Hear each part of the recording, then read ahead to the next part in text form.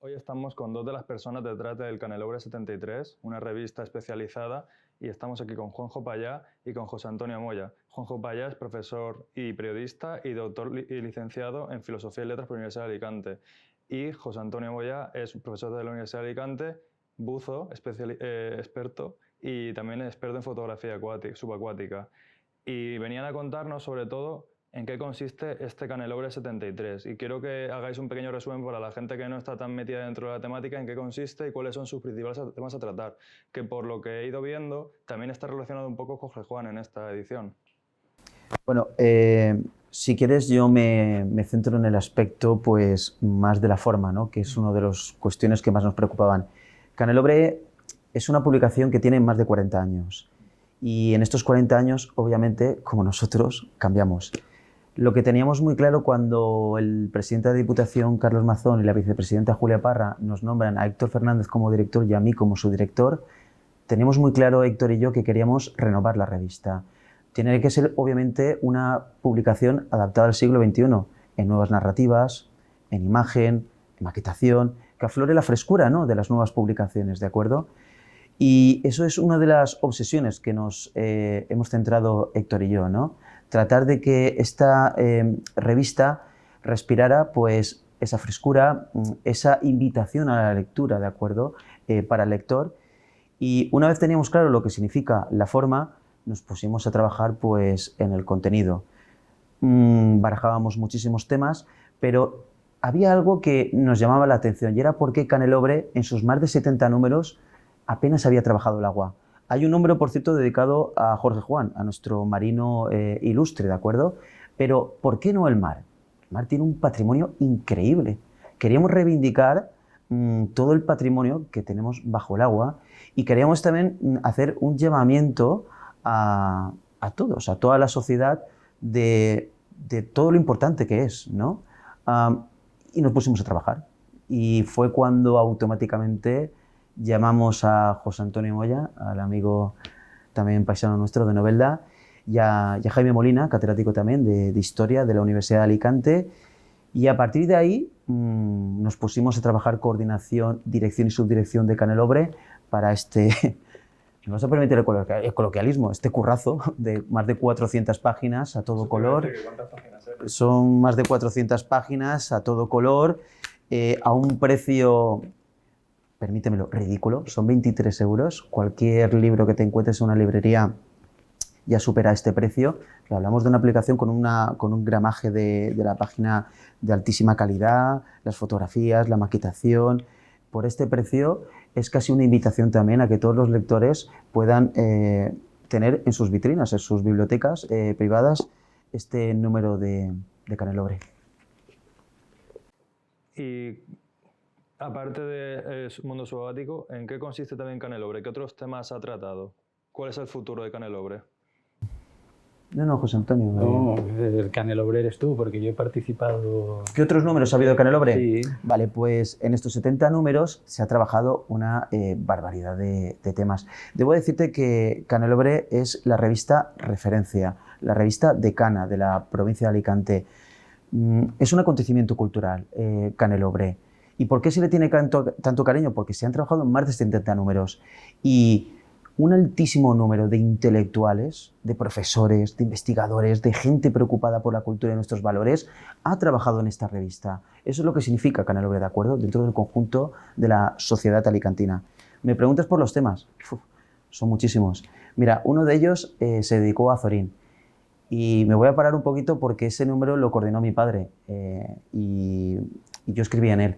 Y me emociona muchísimo verlo porque yo en mi pequeña biblioteca, mi padre se coleccionaba ya los canelobres, ¿no? Y ahora que hace poco he ido a colocar este último en el que he tenido el honor de subdirigirlo, pues me emocioné muchísimo porque vi a mi padre allí, ¿no?, en ese canelobre, y recuerdo cómo lo trabajamos también, porque tuve el honor de escribir con él. Y bueno, pues le recuerdo, te puedes imaginar, con muchísimo cariño, ¿no? ¿Qué otros temas? Hay uno sobre Garbi Miró, hay uno sobre Óscar Esplá, hay otro sobre la guerra civil que fue un auténtico éxito, se agotó rápidamente ese canelobre dedicado a nuestra guerra civil. Hay uno sobre el calzado, hay otro sobre el juguete, hay otro sobre el vino, una barbaridad de temas que si te paras a pensar, es lo que somos todos nosotros, ¿no? Porque alguno de nosotros siempre ha trabajado o tiene familiares que ha trabajado en la uva, en la agricultura, en el vino, en el calzado, en el juguete. Canelobre es los orígenes de todos nosotros, dentro de toda la provincia y de la variedad y la multidisciplinaridad, ¿no? que somos todos nosotros. Y bueno, de un tiempo a esta parte, pues este es el número 72, en el que Héctor y yo tenemos el honor, ¿no? de trabajar, porque cuando nos nombraron, me gusta repetirlo mucho, es un privilegio trabajar en cultura y es de muchísima vocación trabajar en la cultura, porque sabes que lo que vas a hacer queda para siempre y además es algo que una vez ya no estés tú, estará en manos de otros y la gente lo valorará, ¿no? Y eso dentro de la vocación pública, del trabajo que hace Diputación de Alicante a través del Gil-Albert, es un privilegio que llevo con muchísimo orgullo. Y como coordinador como subdirector y coordinador de la revista, ¿cómo sentisteis ese apoyo de Diputación cuando fue la inauguración en el MARC?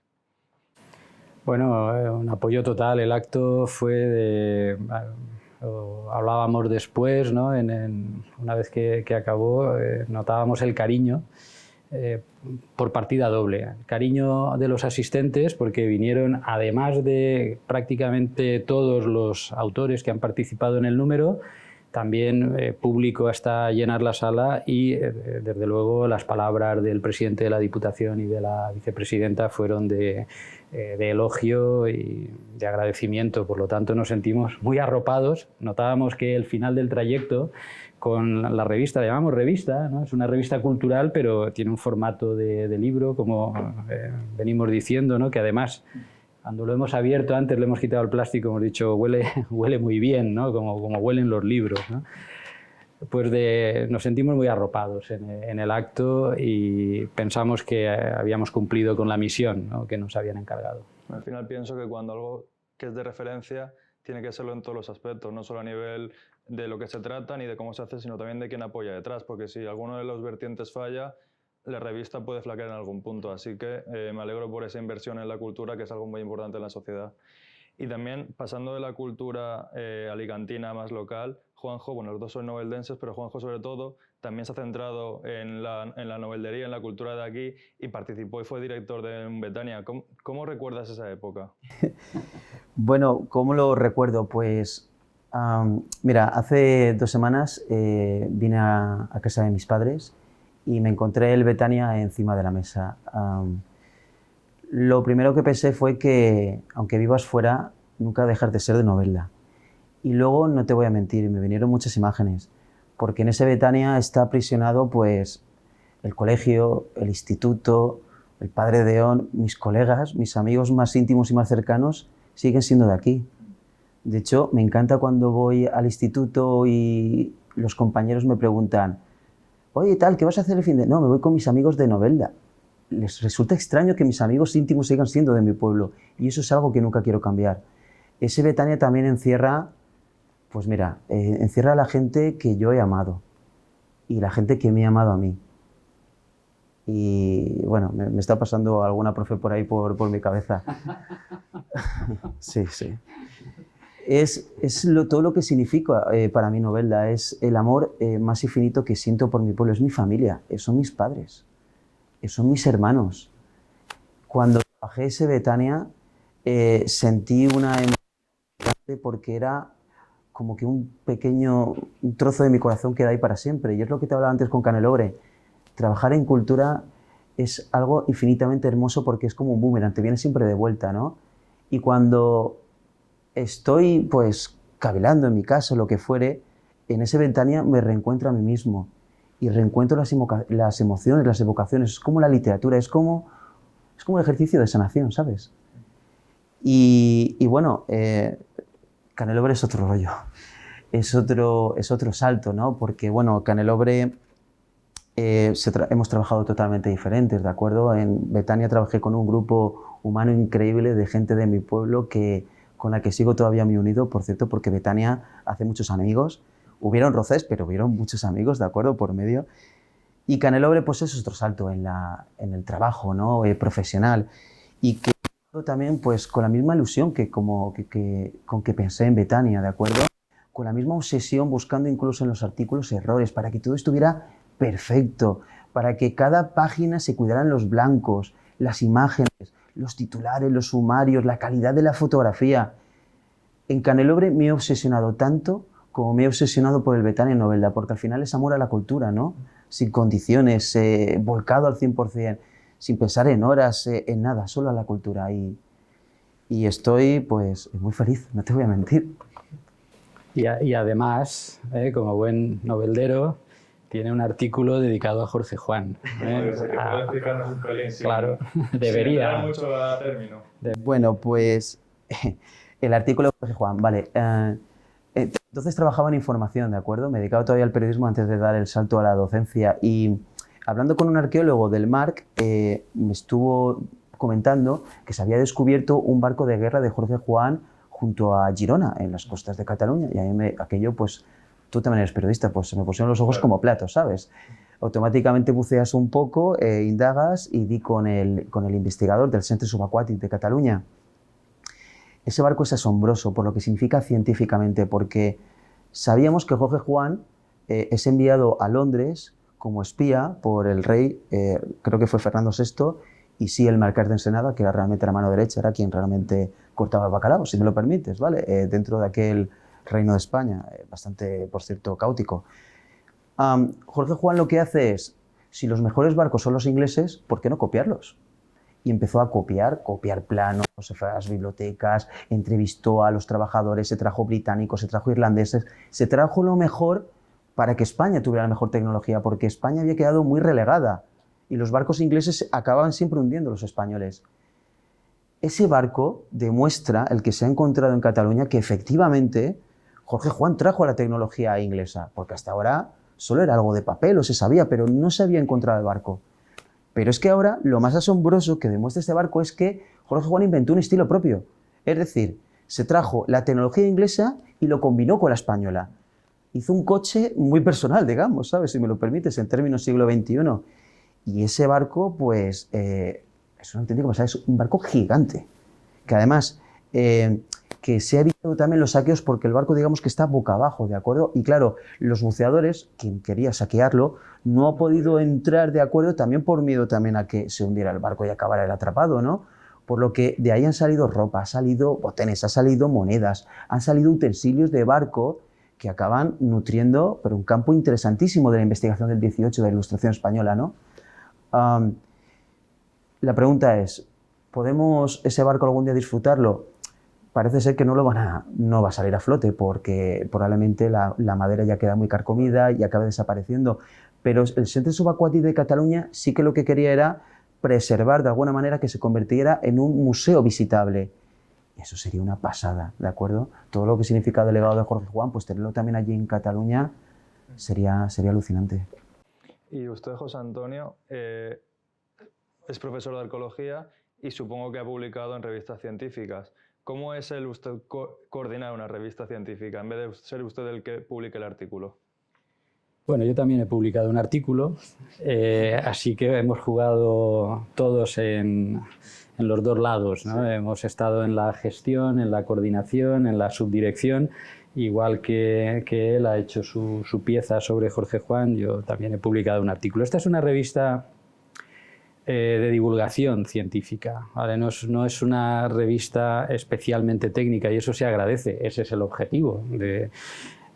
Mantiene el rigor de lo que se publica, ese ha sido nuestro trabajo desde la universidad, asegurarnos que los autores que buscábamos y los artículos que nos enviaban mantuviesen un rigor científico, pero escrito con un tono muy asequible para el ciudadano, ¿no? Por lo tanto, esto ha sido un lujo, porque normalmente, y además juega un papel importantísimo en la transmisión de la cultura, como bien está diciendo Juanjo, y se sitúan donde se sitúan las revistas culturales, en un plano intermedio entre la prensa, los semanales, ¿no?, con los suplementos, y las publicaciones estrictamente científicas. Y ese papel es muy importante, porque en ese término medio es donde podemos contar ciencia, pero de una manera sencilla, de una manera agradable. Esta revista, aunque tiene casi 500 páginas, se lee rápido, ¿eh? Yo diría que en un fin de semana, y además No, lo digo en serio, porque además está ordenado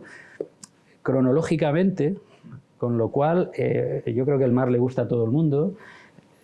Disfrutar de las imágenes y además con esa organización cronológica empezar a entender que bajo el agua de la provincia de Alicante y zonas próximas o que tienen vínculos, ¿no? Como el barco, el Triunfante, ¿no? El barco de Jorge Juan, que está hundido en Gerona, pero era de un noveldense, ¿no?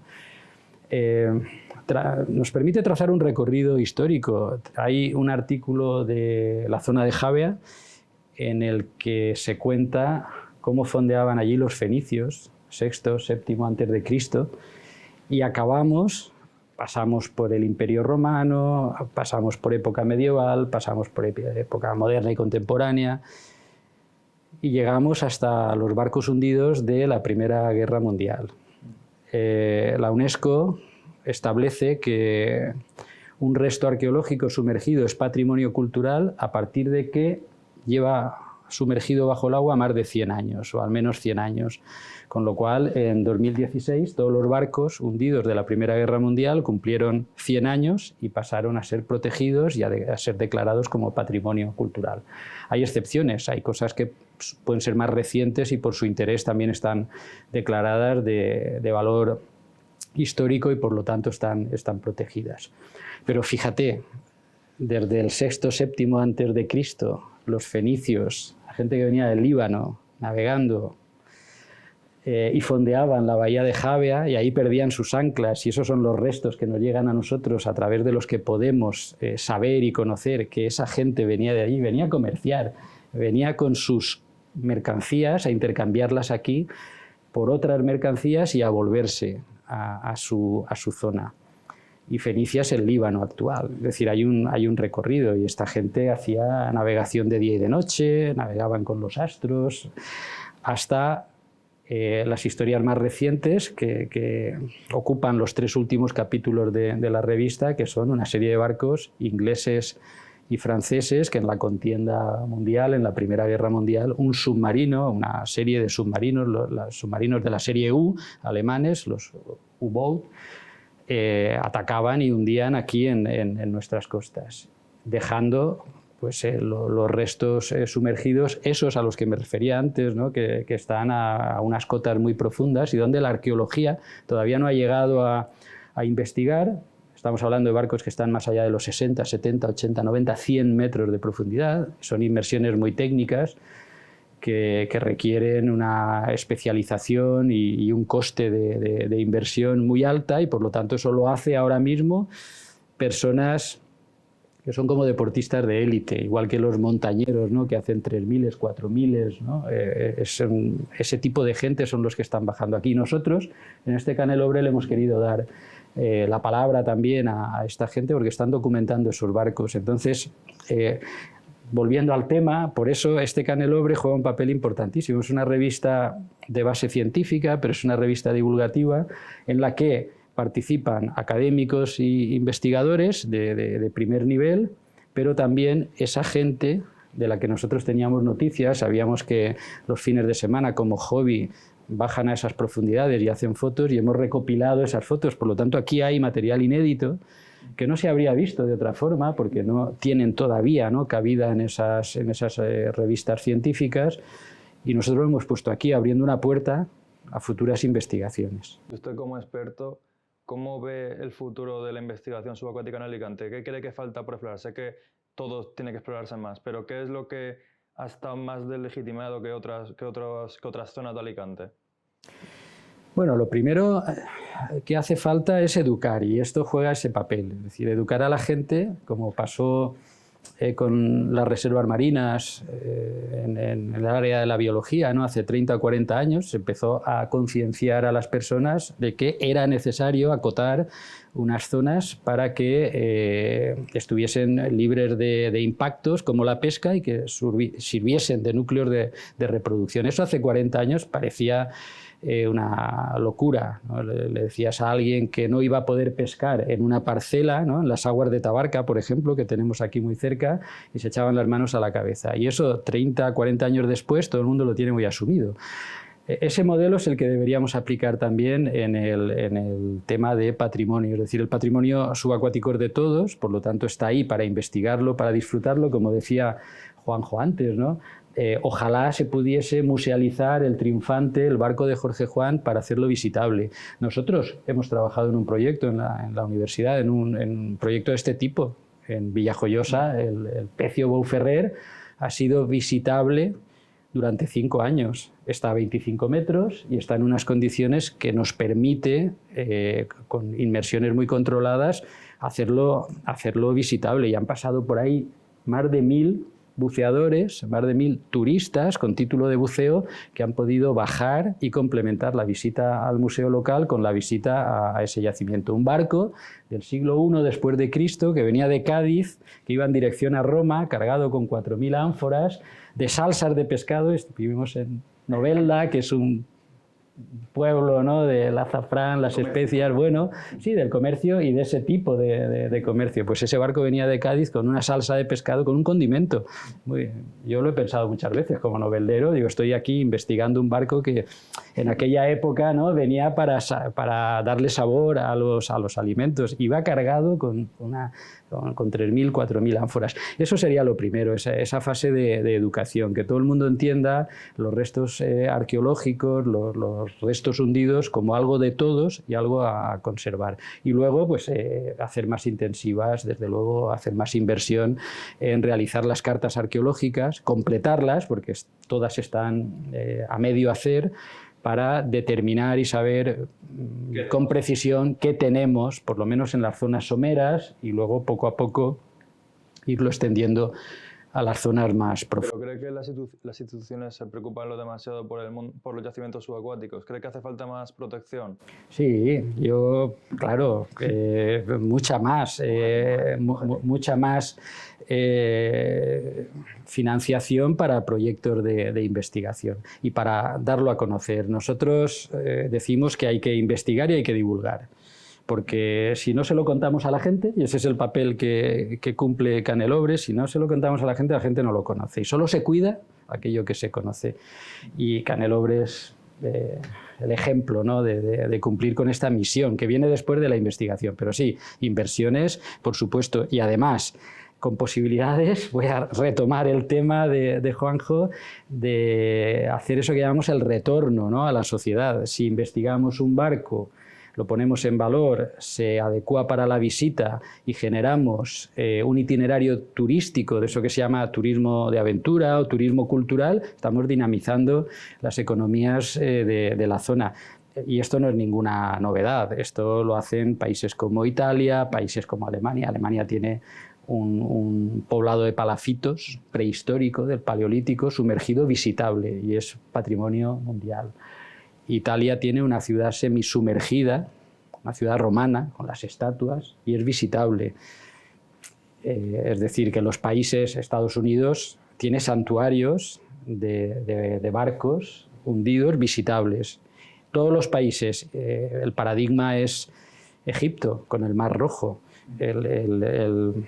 La economía que genera el turismo de buceo en Egipto es mayor que la que generan las visitas a las pirámides. Esto está muy investigado. Todo el mundo relaciona pirámides, turismo... Pero supongo que porque la experiencia de bajar es mayor experiencia que la de ver un cuadro. Es inmersivo, esa actividad es inmersiva. Es una experiencia diferente, es una experiencia diferente. Es otra... virtual, porque al final estás ahí. Sí, es una experiencia diferente, estás en un medio diferente, estás bajo del agua, tiene un atractivo muy especial. Y hay una característica que hace a los barcos hundidos única, y es que cuando tú bajas a un barco hundido estás viendo una foto de un instante de la historia. Son en arqueología lo que llamamos conjuntos cerrados.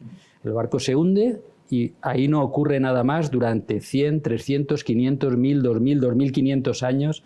Por lo tanto, cuando nos asomamos los arqueólogos, lo que vemos es la foto del instante. Esto ocurre en tierra muy pocas veces. Por ejemplo, ocurre en Pompeya.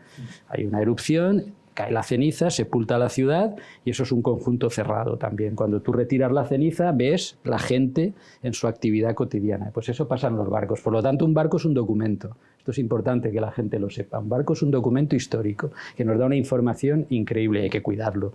Pero también se puede visitar y también hay que entrar en esa dinámica de ponerlo accesible para la gente, aquellos que reúnan las condiciones, porque hay otros que no las reúnen. Y con ese tema quería finalizar, porque supongo que ambos estaréis a favor de musealizar este tipo de entornos y de yacimientos, pero claro, al hacerlo turístico también puede tergiversarse en el cierto sentido de que pasa multitud de gente y puede alterar ese contorno cerrado del que usted estaba hablando. Así que, ¿cómo lo musealizaría? En plan, ¿deberían estar la gente apartada? ¿Tendría que entrar? ¿Lo vería alejadas? ¿Cómo lo haría usted? Eso está estudiado. Nosotros en el proyecto Bou Ferrer de Villajoyosa lo hemos hecho. Lo primero es determinar lo que se llama la capacidad de carga del yacimiento. Eso pasa igual en tierra.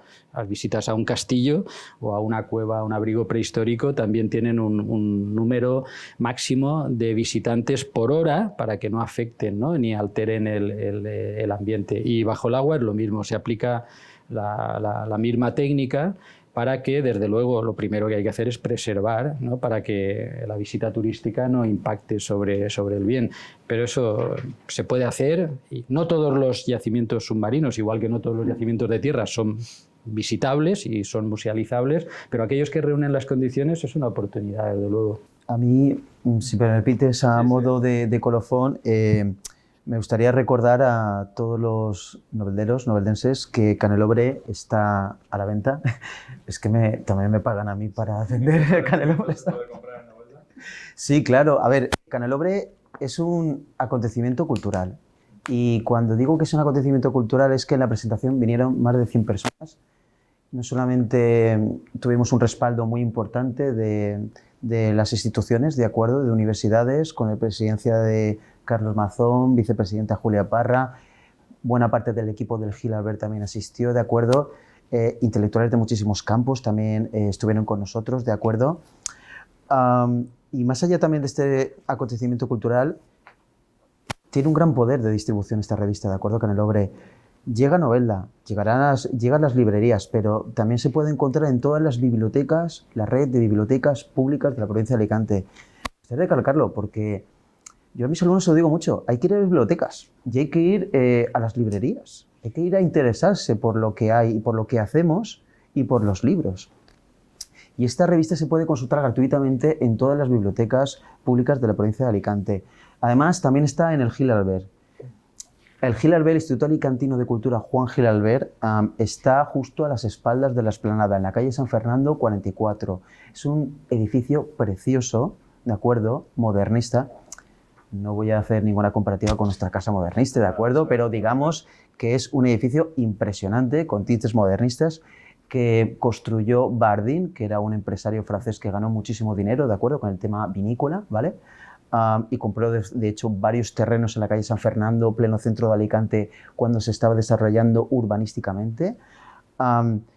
Y dentro de la Casa de Bardin, que es una casa abierta a la cultura y a todos los alicantinos, hacemos todo tipo de actividades. Y, de hecho, invito a toda Novelda a que se acerque a conocerlo, porque es una pasada. Uno de los departamentos es Humanidades. En Humanidades se hacen todo tipo de actos de cualquier índole, jornadas de escritores, conferenciantes, conciertos, ahora se ha hecho una ruta de visitas de jardines, es una maravilla. Está el departamento de investigación. El departamento de investigación es clave en la provincia de Alicante porque muchísima gente hace una tesis doctoral, le dedica 5 años de su vida y luego ¿qué hace con ese tocho de 800 páginas? El Gil Albert se preocupa porque haya difusión, porque la investigación es compartir conocimiento. Y el Gil Albert publica estas tesis doctorales. Se hace obviamente reducciones, ¿de acuerdo? Se adapta la tesis, pero se publica. Después está el Departamento de Arte, que es otra de las patas fundamentales de la cultura en la provincia, porque se apuesta por la gente joven, por los nuevos valores. Aquellos que terminen bien en Bellas Artes o que vengan de cualquier otra disciplina y comiencen a moverse, el Gil Albert les compra obra. Les da sus primeros apoyos, sus primeras exposiciones. Y a su vez, obviamente, el Gil Albert está ya con la gente que se está moviendo por toda Europa, por todo el mundo, ¿de acuerdo? Y más allá de esto está, obviamente, el departamento de revistas, Canelobre, donde trabajamos desde hace ya 40 años esta publicación, con todos sus cambios, con todos los intelectuales, con toda la gente que ha pasado, que es mucha, porque son 500 páginas tras 500 páginas tras 500 páginas de mucho esfuerzo, de mucho trabajo y de muchísima ilusión. Y más allá de esto está el departamento de prensa del Juan Gil Arbel, que tenemos toda la prensa histórica. Estoy hablando que todos los historiadores que han querido trabajar la prensa en la Guerra Civil, incluyo los periódicos de novela que yo tuve también la suerte de consultar, están allí completos. Tú puedes ir y leer historias de tus familias y están allí en el departamento, de acuerdo, de prensa histórica. Y hay gente, hay técnicos que te ponen en bandeja los periódicos cuando quieras. Y luego está otro de los departamentos que me parecen interesantísimos, que es el de memoria oral. Hay más de 100 grabaciones en vídeo y en cassettes. En cassette suena muy viejo, ¿eh? De entrevistas a personas, soldados, milicianos, políticos, gente de la calle, fabricantes de calzado, trabajadores, que tuvieron un papel relevante bien en guerra civil o en transición. Por lo que, de alguna manera, la Casa Bardín no es solamente un lugar donde se hace cultura, es un lugar que almacena cultura y que se puede visitar todos los días, de lunes a viernes. Y yo me ofrezco, no me pagan por esto, a quien quiera que pase por allí, que haga un recorrido por la casa, porque es un lugar excepcional y, por desgracia, muy poco conocido en la provincia. Pues esperemos que tanto el Instituto siga apoyando este tipo de publicaciones tan necesarias, tanto en el mundo suboquético como los siguientes que vengan, y esperemos también que tenga un recibimiento acorde al trabajo y al amor que le habéis aportado. Muchísimas gracias por vuestra colaboración y por hablar con nosotros. Gracias a vosotros por invitarnos a venir al pueblo, a nuestro pueblo, a hablar de estas cosas tan interesantes y tan gratificantes. Sí, muchas gracias. Lo cierto es que lo has calificado perfecto. Es amor incondicional a la cultura. Enhorabuena.